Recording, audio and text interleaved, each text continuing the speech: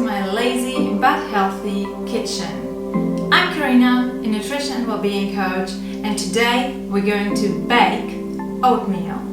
Okay, let's start by mashing up some banana.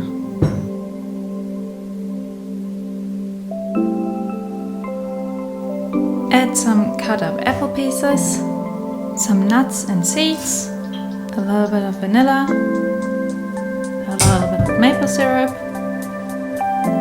some cinnamon. I'm not the biggest fan of measuring, which is why I'm just kind of going by feel. Some chia seeds, 1 cup of oats, and 2 cups of plant-based milk.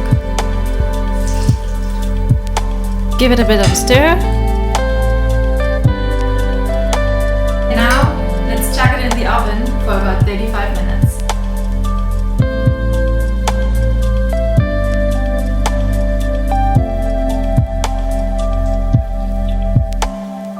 So, all done.